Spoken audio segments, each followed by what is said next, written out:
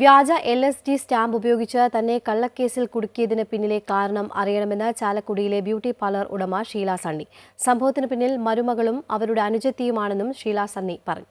വിരുന്നുകാരായി എത്തിയവർ തന്നെ ചതിക്കുകയായിരുന്നുവെന്നും എക്സൈസ് നടപടി സ്വാഗതാർഹമെന്നും ഷീല സണ്ണി വ്യക്തമാക്കി. വിരുന്നുകാരായെത്തിയവർ തന്റെ കൈകൊണ്ട് വെച്ചുണ്ടാക്കിയ ഭക്ഷണം കഴിച്ച ശേഷം തന്നെ ചതിക്കുകയായിരുന്നുവെന്ന് ചാലക്കുടിയിലെ ബ്യൂട്ടി പാർലർ ഉടമ ഷീല സണ്ണി പറഞ്ഞു. മരുമകളും അനിയത്തിയും തലേദിവസം രാത്രി വീടിന് പുറകിൽ ഏറെ നേരം സംസാരിച്ചിരുന്നു. തലേദിവസം നടന്നത് ഗൂഢാലോചനയാണെന്ന് തനിക്ക് പിന്നീടാണ് തിരിച്ചറിയാനായതെന്നും ഷീല സണ്ണി പറഞ്ഞു. അതെ, നമ്മുടെ ഇപ്പോൾ വീട്ടിൽ നമുക്ക് വിരുന്നുകാർ വരുമ്പോൾ നമ്മൾ പ്രതീക്ഷിക്കുന്നില്ലല്ലോ അവരിപ്പം നമ്മളിങ്ങനെ ചതിക്കുന്നു.